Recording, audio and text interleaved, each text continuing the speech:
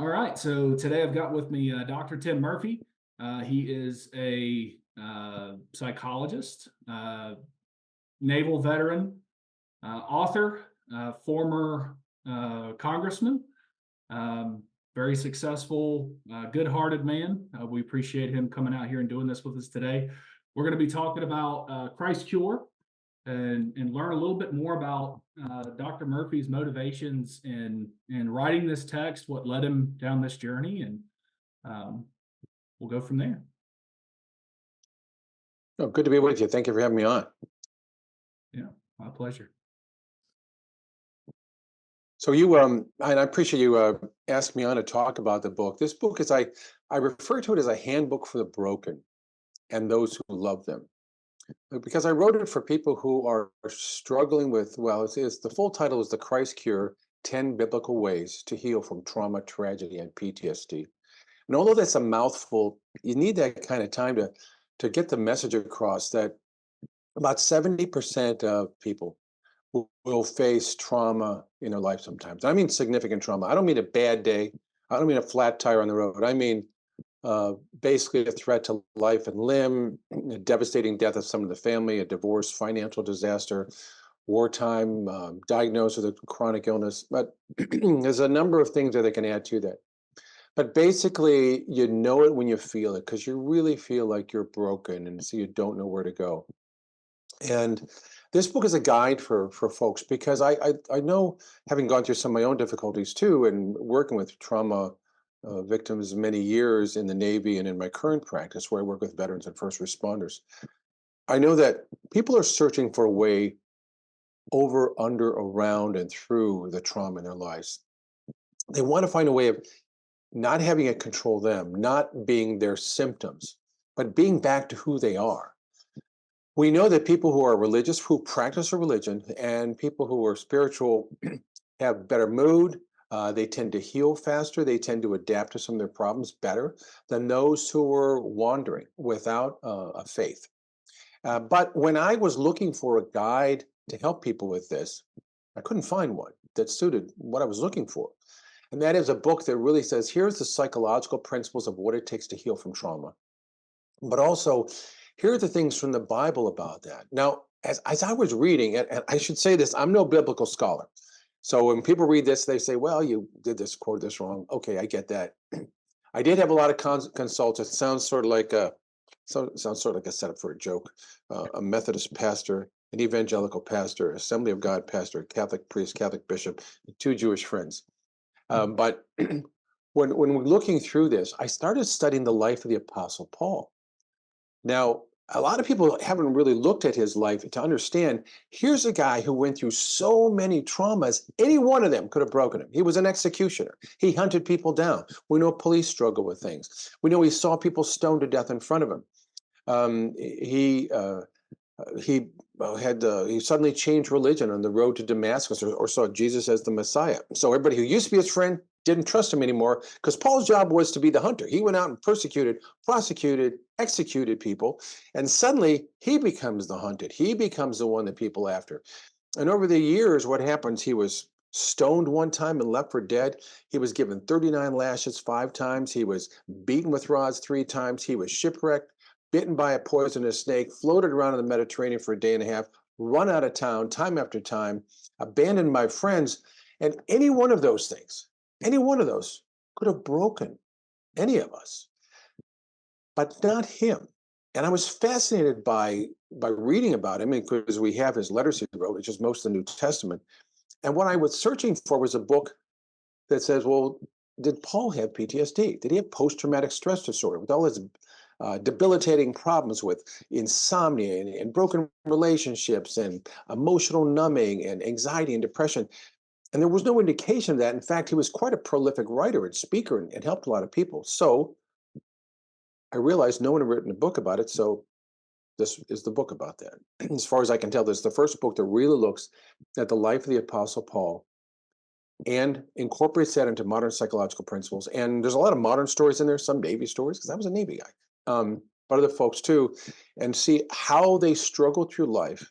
And they went from just being victims to surviving to thriving, and the stages that Paul laid out in his work of how we go through this. So that's a long-winded way of saying this, but I felt a need to write this book as a handbook for the broken, those who love them, but quite frankly, also for clergy and psychologists who don't understand how to work with these issues together. And I'm excited that it's helping a lot of people. Yeah, I came across the book as a recommendation for my mother, and she was going through a difficult time when she read it. Um, I mean, I think as I told you before we went on, she's gone through the book twice. she Mm. she loved it. It meant a lot to her. She was struggling with some things with the loss of a loved one, and Mm. it's just a very challenging time for her, and she got a lot of comfort in reading. Um, I mean, essentially the guidebook on getting through these kind of difficult times through spirituality. I'm curious, don't want to put you on the spot, but did she mention any particular themes or thoughts that rung true for her? Uh,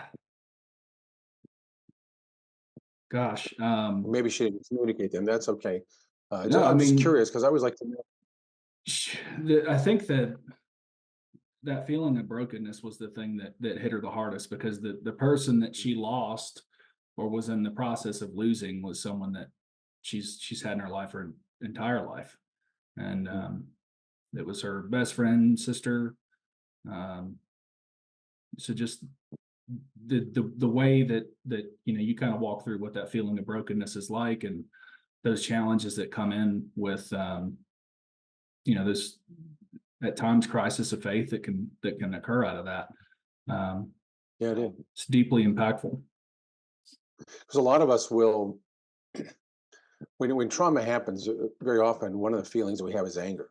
Like Hmm. if it's a death of someone or wartime, whatever it is, we somehow feel like we've been abandoned by friends we've lost, or abandoned by God, or betrayed by someone.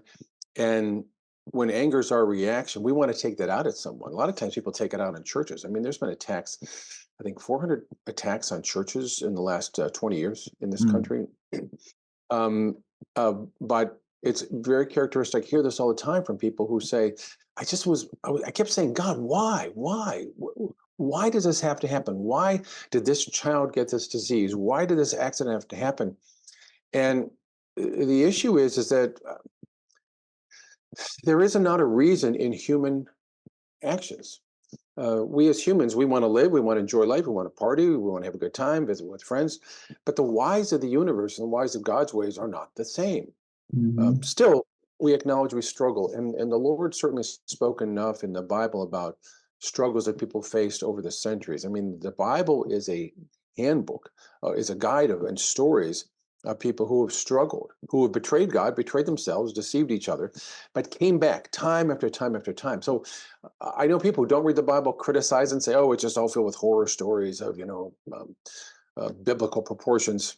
But it is nonetheless always about redemption and hope in there too. And so I'm hoping that gave your mom and other people some comfort in knowing there's hope there.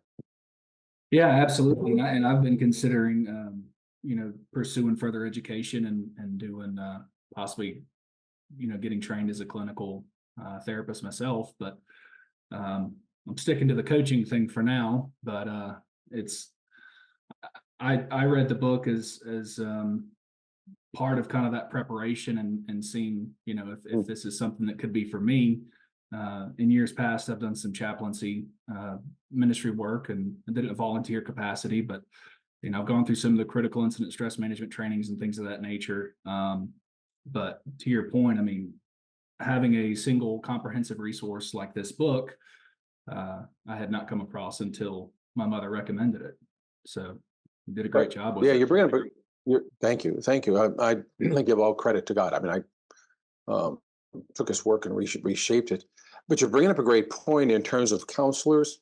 Hmm. Um, about 40% of people will turn towards counselors, will turn towards clergy for help, with psychological help.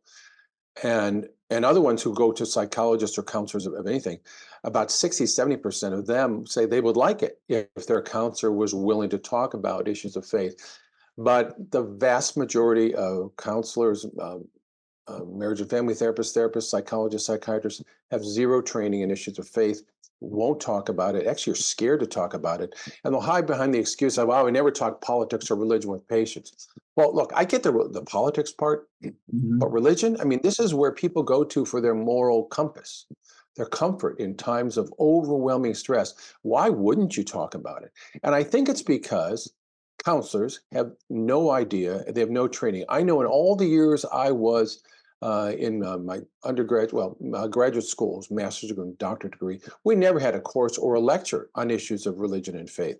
I had to seek those out afterwards, but I had to seek them in ways outside of the realm of regular training because every single convention I would go to from my psychological association or national ones, rarely, if ever, in some cases never, had anything at all about how to help someone with their faith. In fact, many of them are very anti-religious, particularly as they talk about some of the current social issues. They'll actually attack religion as, oh, this is terrible, it's down on people, it judges people. I said, well, wait a minute here.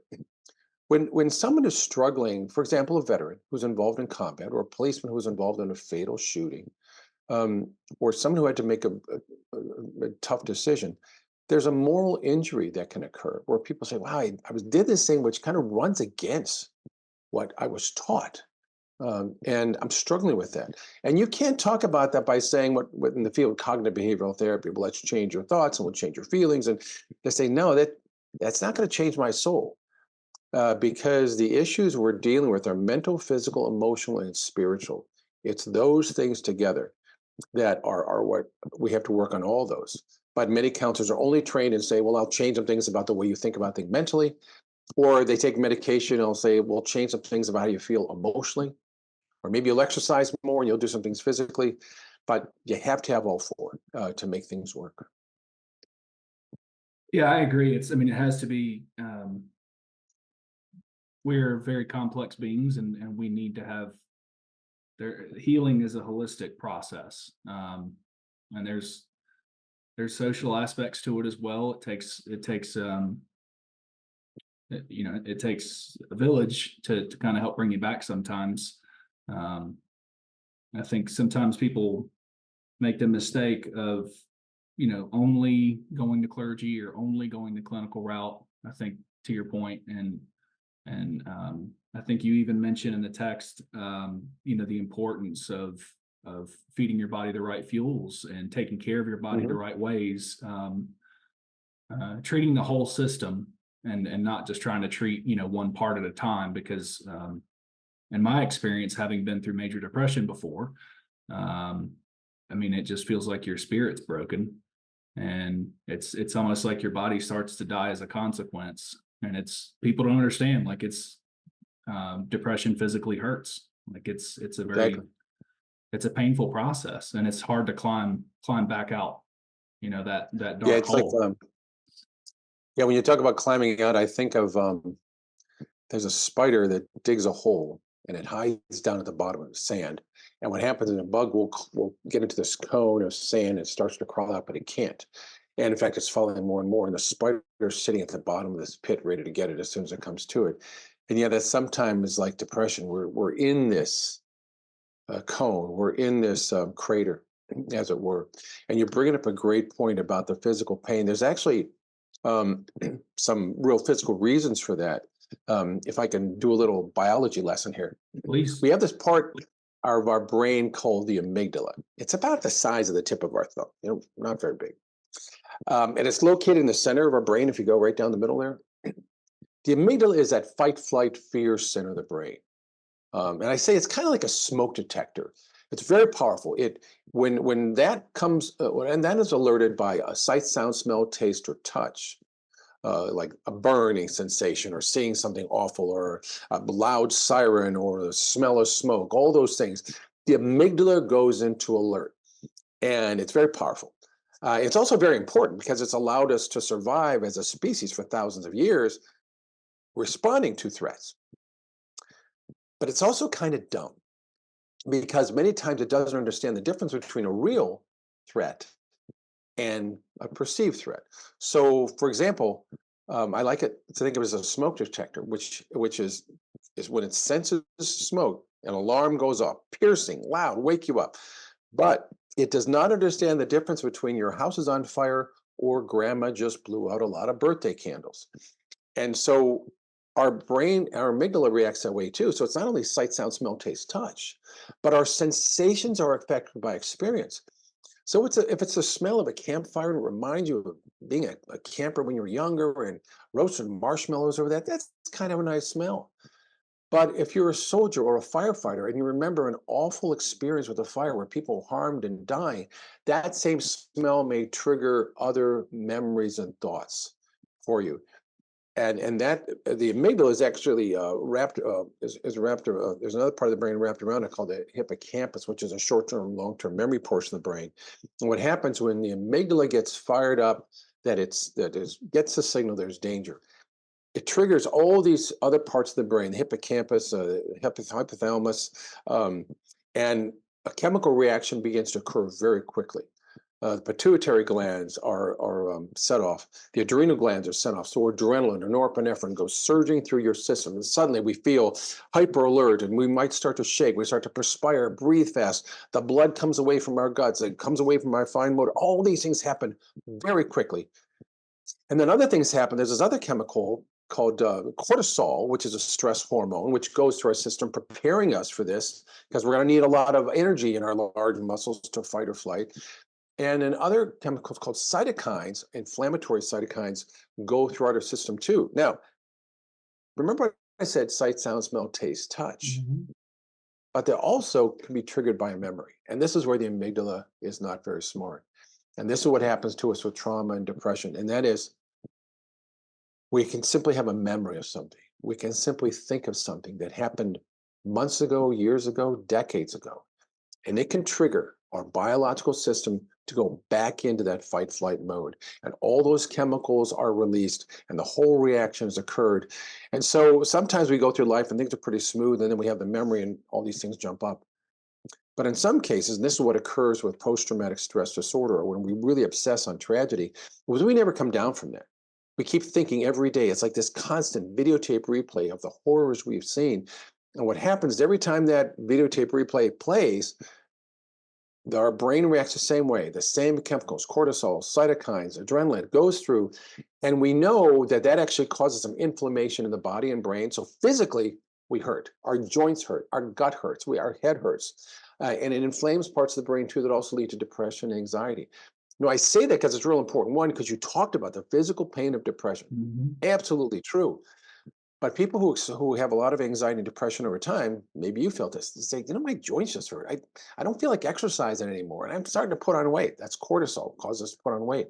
I'm kind of achy. And all those things go with it. And what happens if you're achy and sore? If you're aching and sore and you don't want to move around, you don't move. You lay around, which makes it worse. We don't exercise. And exercise is very helpful for the brain. So this is the snake eating its own tail, to mix metaphors there, where we get worse and worse and worse. And we have to break that cycle, because if we don't, we'll get worse every day. Yeah, it really is like a spiral. And once you start going down that road of chewing on your own tail, as you say, I mean, it's a self-defeating cycle. And until you start, getting the right support, taking the right steps, I mean, it's hard to break that cycle and start moving in a positive direction again. Absolutely. I'm just curious, how did you break out of your depression?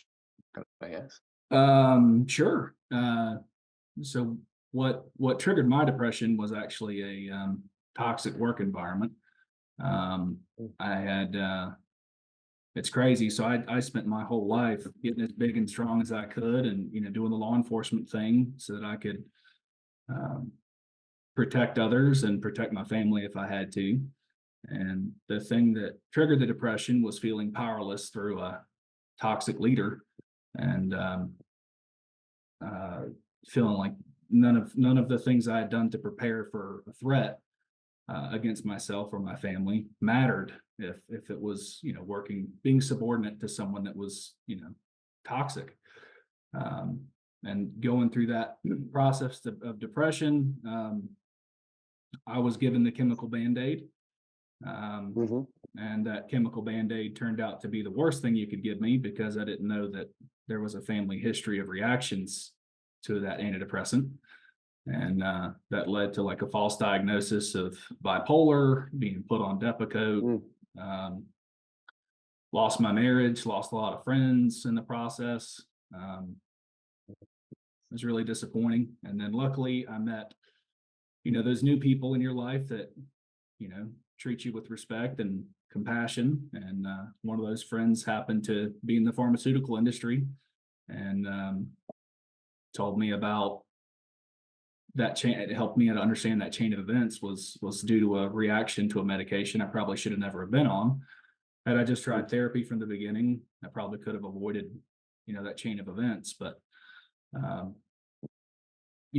going through that process and, having to learn through the school of hard knocks that it's better just to talk about things than it is to let them escalate to that level.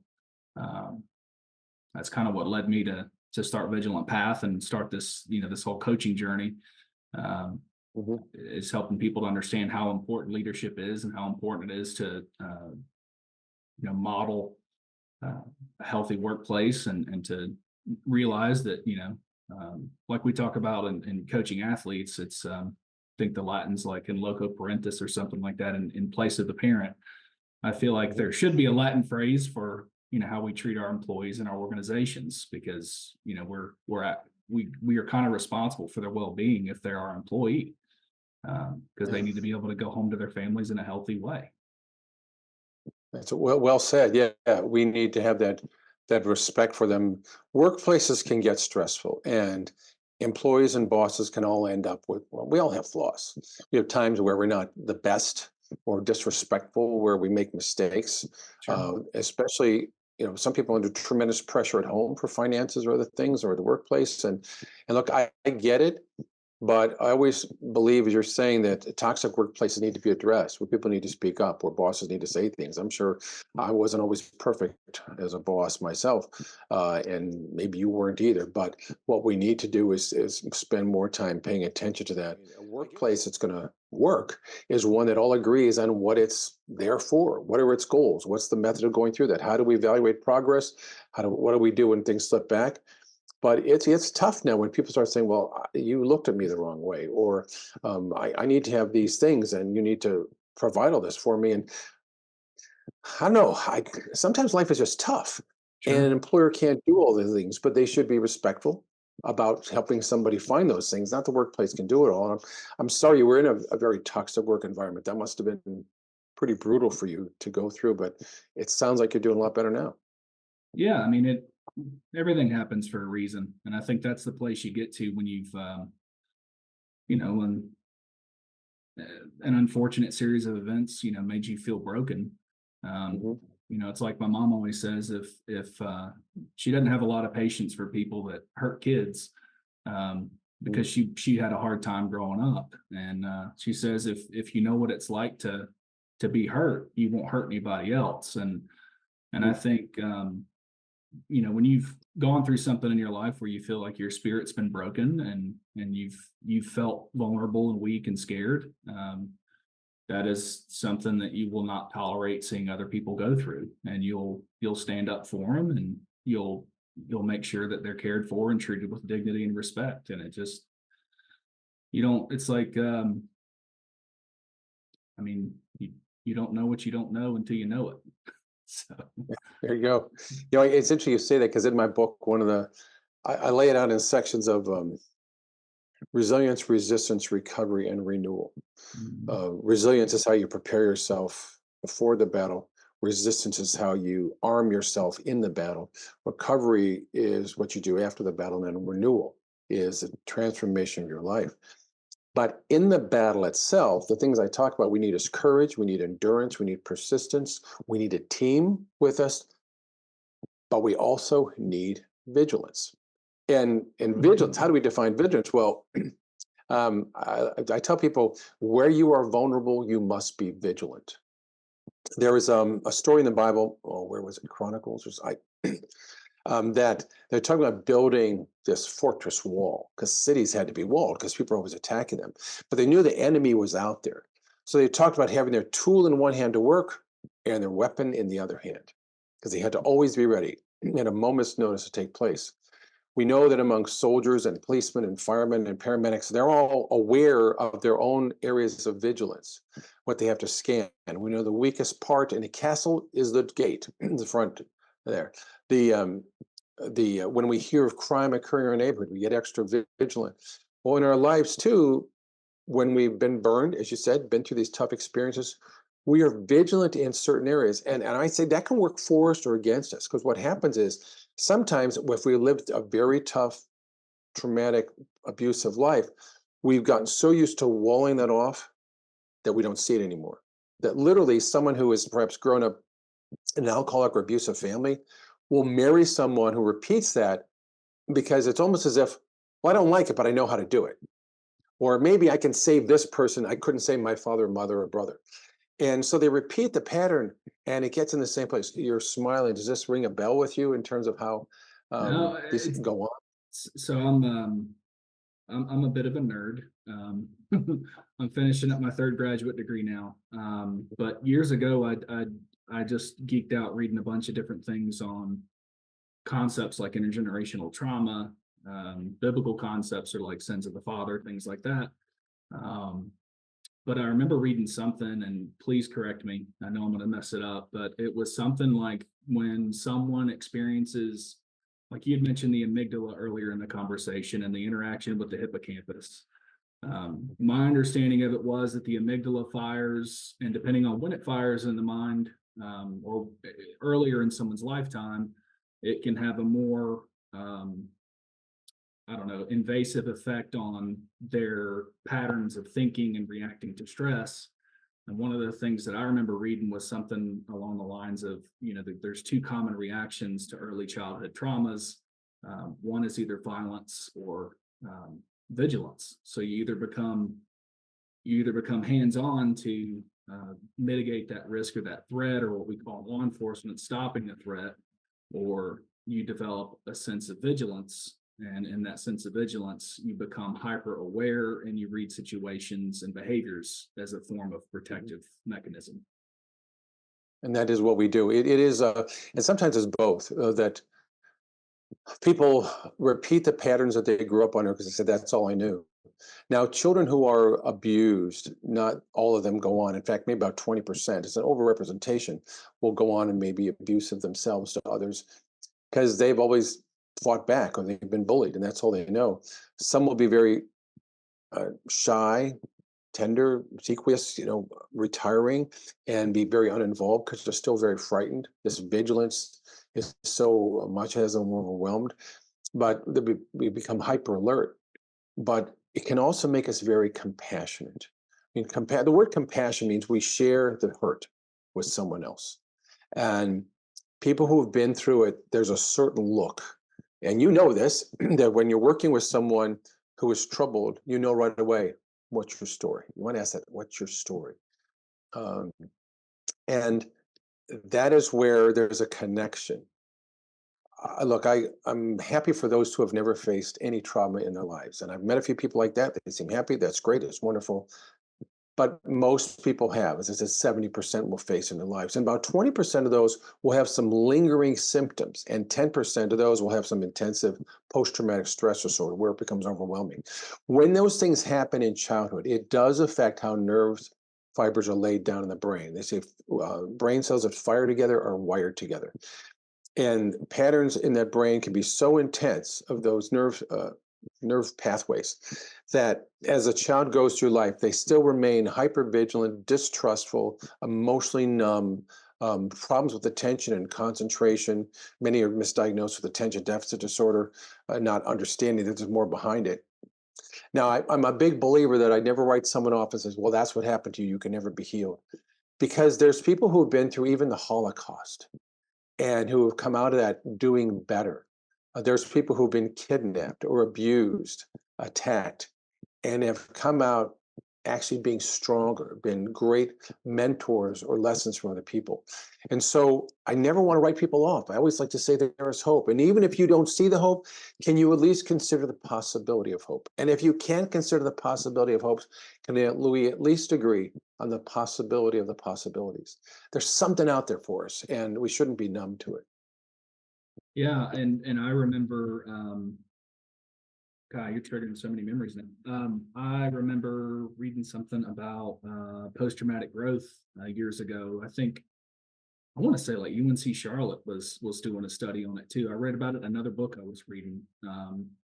But it just when I learned what that was, I was like, gosh, it's like trauma is not necessarily something that people are stuck with. It's if it can be programmed, it can be deprogrammed. Mhm. Takes a lot of work, but it can be done. I mean, I think this is where otherwise we would never really recover from wars. But Sure. there are things we can do. We have to work on it. We know that rage and anger and vengeance and grudges are not good treatment modes. They're not good medications. They don't work. We may lash out at someone says, "Oh, I feel better because I was angry and now I attacked," but it really, on the long run, is much more destructive. We know that denying something is not helpful. We know that delaying treatment is not helpful. We know that drugs, many times people try and numb their emotions with alcohol and other drugs. That's not effective. Um, we know that distorting and saying, "Yeah, it's a small problem," or saying, "Ah, it's somebody else's. We're going to deflect it to somebody else." All those things I call the killer D's are not going to get to the root of the problem.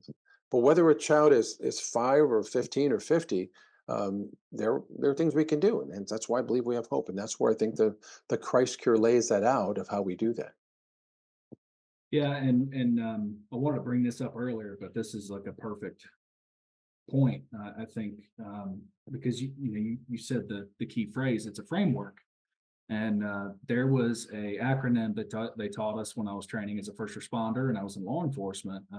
It was RPDM, and RPDM stood for recognition, prime decision making. So when we're in those heated moments or irregular situations, we can kind of fit them into these different buckets of how we should respond to those situations. That's also part of why I'm so obsessed with behavioral science and doing different types of analysis for folks to help them kind of have a data-driven approach to see, all right, is this my am I in charge? Am I in control of my behavior, or am I just reacting to situations? I think it's very helpful to kind of have those reference points. And the way you spelled things out in the Christ Cure kind of reminded me of stuff I read from Lieutenant Colonel Grossman when I was in law enforcement, focusing on resiliency and understanding those, especially when you talked about the biofeedback, that biological response to that firing of the amygdala. A lot of the stuff that we were introduced to when I was in law enforcement, especially when I was in rookie school, they told us about like warrior mindset and books like that, where it talked about preparing for resilience and being ready for combat stress. But I think what I love about how you kind of framed everything out in Christ Cure is you weren't really focused on a first responder or law enforcement audience, but it is applicable to those audiences. But this is something that can help anybody that's struggling or has someone that they love or care about that's struggling, because I didn't know this was a thing, but there's secondary post-traumatic stress. Like if you observe someone, like you mentioned, compassion, you see someone you love or care about struggling and you can't help them. That could be very damaging to you. Yeah. So Sure. With guidance counselor, we want to help people and keep trying, and say, "I know what will help." And many times a person, I don't mean to sound cruel or insensitive, many times a person doesn't want to get better. They resist they resist getting better for a number of reasons. One is they say, "Well, I've tried before and it didn't get better. I don't want to fail again." Or they say, "I've become my symptoms. I am a depressed person. I am post-traumatic stress. I am disabled." I find it interesting when someone says, "Well, I'm a combat disabled veteran. I am on disability," and it's like, no, you are not disabled. You may be getting some pay for those things because you have trouble working, but you are not your diagnosis. But what happens is that uh, in this process, where there's always hope, is that we don't have to become those things forever. We don't. There is really lots of room for change. But if we don't, what happens is we can remain so revved up. Now, you would know this in law enforcement. I'm sure you've met some people who went into law enforcement because they were beat up a lot as a kid, and by golly, they were going to arrest all the bullies. And there are some who want to do good. They want to do good in the world. And some were like a football player and want to be strong. Um, and the ones who are in that first category, they've got a different kind of finger on the trigger. They're the ones who are going to maybe jump a little bit faster, maybe more prone to losing their temper or something, because they have a revenge factor operating for them, and they're not going to be very good cops if they don't take care of that. I worry now in cities where so many cities have reduced the number of law enforcement officers so much, that it becomes dangerous for the citizens of those cities, and quite frankly, dangerous for the police officers. The politicians are saying, "Well, we're going to cut their funding," or "All policemen are bad." That's simply not true. A tiny fraction are, and even if it's 1%, that's what gets the headlines. But in that, when people are carrying with them the roots of their own trauma, it's still there. It's going to affect their decision making at the moment, because they will see things as a threat that may be a toss up. Is it a threat or not? And they're going to work to defend or attack back. And that can be difficult for them. So that's why we need to pay attention to this. Yeah, and I and I mean that's why training and understanding frameworks, whether we're talking about after the fact, having a guide to follow if someone's struggling with trauma, or if it's being prepared to handle situations that are unhealthy or dangerous for others. To your point, I mean, if there's a difference between being in charge of how you respond to situations, and being preparing yourself to be a spectator of your thoughts and feelings so that you're not controlled by them, versus just making these split-second judgments that may be inaccurate and could have very serious consequences. And I just think that's a wonderful thing to bring up. I mean, I spent time with firefighters after they've had traumatic scenes. We've done debriefs for them, following those critical incident stress management protocols, things of that nature. But like you say, I mean, if I really just think a lot of first responders need to make sure that they're aware of those potential triggers, and they've done that kind of deep dive and introspective process to make sure that, hey, they are as resilient as they can be, given You what they're probably exposed see, to. Yeah, you've probably seen a number of them who have been exposed to a number of things, but they get on with their day, coping day to day. They manage to put it in a box and set it aside. Look, I get that. We need to compartmentalize to go through our day, but the way to do this is not say, I'm not allowed to appear weak or I'll lose my job, or in a toxic work environment, it may be a boss that doesn't, in law enforcement, doesn't tolerate someone saying they have a problem. Big mistake on the part of that boss, because the idea is anybody who's in law enforcement or firefighters or paramedics or emergency room doctors or nurses or ICU docs or anybody, there'll be times when they reach a break point of being overwhelmed with compassion fatigue or their secondary trauma that you refer to. And you got to pay attention to that. And just saying, I can handle this, I won't do this. Here's what I find. A lot of these folks I see in my practice, I see them when they retire. And they don't have the distractions of the adrenaline rushes of the day anymore. Now they're retired, they have a lot of time to sit around and say, gosh, these things are really crept up on me. How am I going to do? And perhaps that's some of the reasons why people in law enforcement die years sooner than other people in the population, have a much higher divorce rate. Alcoholism can be a problem too, because they deny it. So what I recommend people do is, look, when you're facing difficult tasks in your day, you have your goals of what you have to do, you have your plans, and you should break down your goal into tasks that are manageable. What do we have to do to get this job done? And then you remind yourself all the time with positive self-talk, all right, I can do this. I've done it before. I've practiced this in my mind. I've rehearsed it. That rehearsal in your brain can do a lot. But there's always going to be some glitch in the gets in the way. And you talked about athletes. This gets in the way of an athlete. An athlete could be a top tier 0.00001% and fail miserably. Or they can be at the 1% level and turn into a national champion. What's the difference? One may be overwhelmed by the thoughts of the problems in their life. and they're always rehearsing failure instead. But if they can instead think of, I can do this, here's my problems, I'm going to put them in this box and set it aside, I will get back to it later. And you got to get back to it because your brain's not going to put up with the lie. It's going to say, look, you got to go deal with this issue you had there before. An example I use in my book about this is the Winter Olympics, when they come up again, or Summer Olympics, whatever it is, you'll see the people before they do a race. I like to see this in the downhill slalom race. And sometimes the camera will be on the skier before they go down the hill. And they're there with their eyes closed. They're imagining the scene. You can see them moving back and forth. They're going through the race in their head. They're practicing what they're going to do. They know where they have to make a cut, a left, right, speed, and they know those things. Well, we need to do that with life too. When we anticipate we're going to have problems, think it through. How am I going to handle the situation? Don't be surprised. What we said before, where you are vulnerable, you must be vigilant. And vigilant means you rehearse your positive, you rehearse your strengths, so you don't get in a situation as in law enforcement and suddenly jump to a conclusion that this man who's mentally ill and yelling at you is a criminal who's about to kill you. Sometimes the best you can do is calm that person down. But you don't have those skill sets to deal with a critical incident. It's hard to do that. So when we have trauma lingering in our lives, that will chew away at us and keep us from being properly vigilant. It's really good stuff. I feel like I feel like your next book needs to be it should be Christ Cure 2 for a guidebook for retiring from first responder work. I'm serious. I am working on another book, but I really want people to read this. It goes this way, and what strikes me about this is when I go on Amazon, and I don't go there a lot, but sometimes I want to read what people are saying.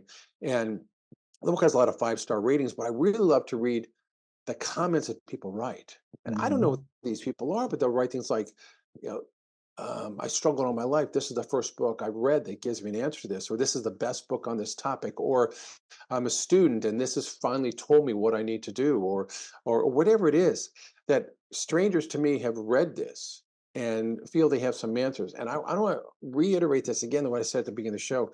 When I sat down to write this book, I'm not a biblical scholar, but I would work at my keyboard every day, sort of like my own therapy, because I got to write about struggles.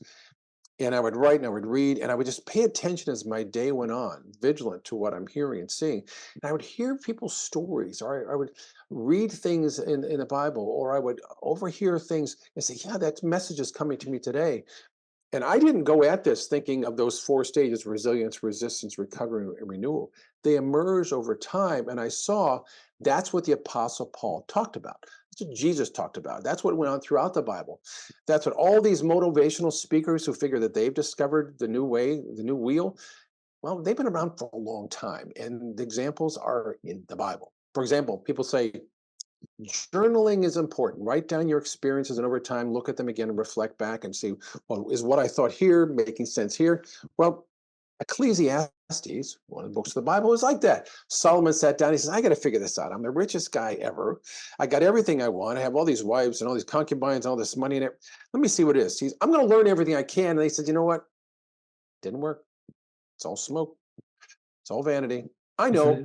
I will do all these other things. So he keeps going at it. And then he realized, nope, it's not wealth. It's not all this other stuff. It's his relationship with God that counted. Well, that was a few thousand years ago, and we're talking about journaling today. Or when people talk about in the concept of cognitive behavioral therapy, very effective form of therapy, where you listen for what people are saying, because that's telling you what they're thinking. We speak as we think, we behave as we think, we see in other people as we think.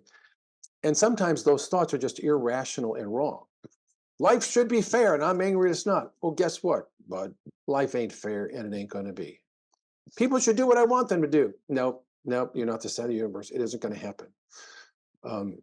That's what goes on. Now, not that we should stop trying, but sometimes we just have to accept this is what it's going to be. You cannot unset the sun. You cannot stall the sunrise. Things are going to come on. So as we pursue this, we're best off understanding in our own humility the limits of what we can do. And that's the vigilance, and that's the vulnerability. And in the Christ Cure, what I see that is the messages that have come through that I would say, just simply writing, and they would come through to me. So when I see what people have written on Amazon or other reviews of the book, I'd say, credit goes to God because the Holy Spirit worked there. And I'm not trying to sound like I was somehow hearing voices. I'm no prophet, but the issue was something was happening that I cannot explain. That what occurred in this book are those messages that came through. And so I'm very grateful that I was just a tool to do that. And I hope people read this and get that same help for themselves too. Yeah, I saw, Dr. Murphy, I saw something recently. It's like a meme, said something like if you begin to recognize a pattern, it's no longer chaos.